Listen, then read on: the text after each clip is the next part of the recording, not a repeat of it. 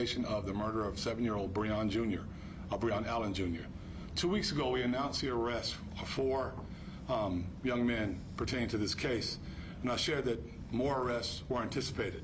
This morning, Dante McGee and Tavares Kelly were arrested for murder, attempted murder, and conspiracy to commit murder pertaining to the January 24th shooting that tragically ended the young life of Breon Allen Jr. and seriously injured Lafayette Mango. McGee and Kelly are both 17 years old. They are the actual gunmen who carried out this horrific and brutal shooting. Kelly has additional arrest charge for possession of firearm by a juvenile delinquent, and he is prohibited from possessing a firearm. As I said before, this shooting was a culmination of escalating violence between 2 rival street groups. It was a targeted, planned act of bloodshed, one during which murderers clearly saw Breon walking innocently with the intended target, Lafayette. With these arrests, all the perpetrators of these senseless violence will now face the criminal justice system. Our agency will continue to work with our partners at the State Attorney's Office to ensure that the 6 arrested will be held accountable and receive the punishment that they rightfully deserve. Breon's parents have lost their cherished son. Their grieving process will never end, and our agency and our city will continue to stand with him and lift them up in our thoughts and prayers as these cases navigate the justice system. And I'll take any questions that that you all might have at this time. Sheriff, this has been now a number of arrests in this case. How much has this case weighed on this department in bringing these people to justice? So when you lose such a treasured child in a situation like this, and let me stress this, there's no murder that we take lightly, none whatsoever. But when you lose a child in that manner, it weighs on you. The hours that our partners put in at the State Attorney's Office, the hours that these dedicated detectives have put in, just evidence the fact that they hyper-focused on making sure we end these issues and we bring the perpetrators of this crime to justice. But it's a pretty heavy weight. Sheriff, are more arrests expected? No, this should end it in this case. But I can tell you this much. If they continue, and any of these groups could continue to do this kind of stuff, we won't rest. We'll put every one of them away. That's a guarantee. And what would you like to say to the community? That we're here and we stand with our community. We are members of this community that work hard every day. Full-time job for us to make sure we keep community members safe, and then bring those to justice that have done things like this. Completely unnecessary, completely horrible, and should never ever happen to anyone in our community, especially a young child, 7 years old. Sure. How directly affiliated is, we've heard gang-related activities with this, how involved in other issues were these men in other gang activities? Are we talking drugs and guns? Just associates, hanging out with people that are actually documented, that kind of stuff, and being around these individuals, not documented themselves, but just being around these individuals. And those 2 individuals are affiliated with the same gang that you mentioned before? Just hanging out, just doing things that they shouldn't do, hanging out with people they shouldn't hang out with. Were those arrested possibly suspected in any other murders in Jacksonville? There's more. We'll see.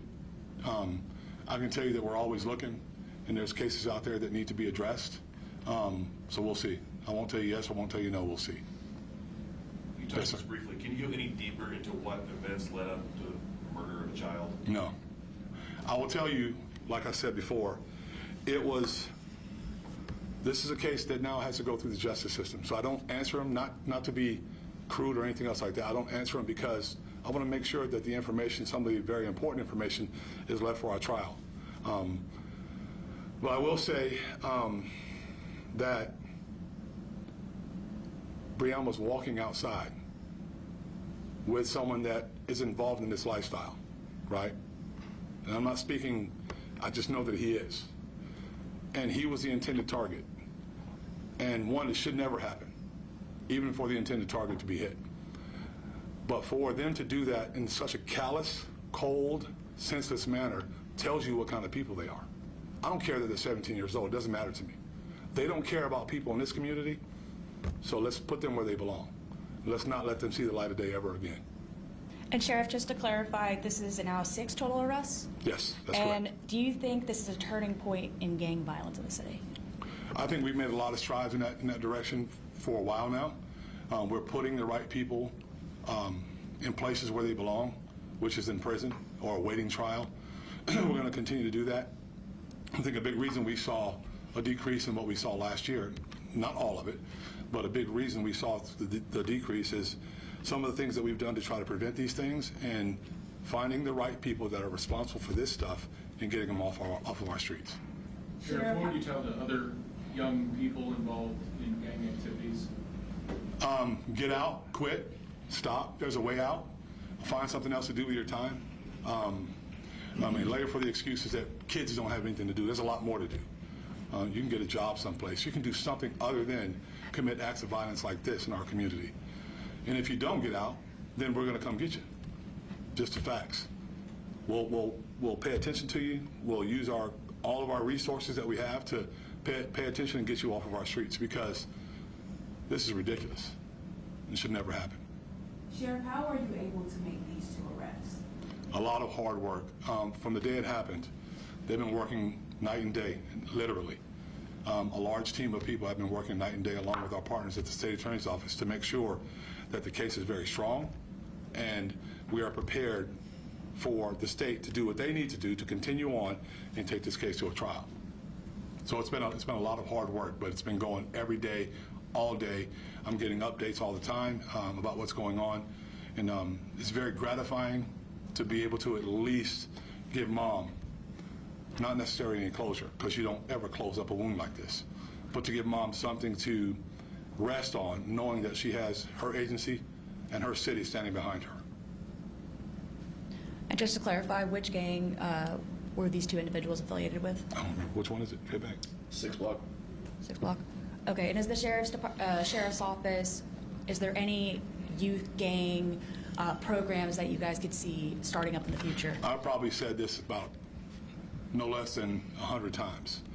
We have a violence reduction section totally committed to trying to help these young men find themselves in a position where they don't have to go to prison. They don't find themselves murdered. They don't murder someone.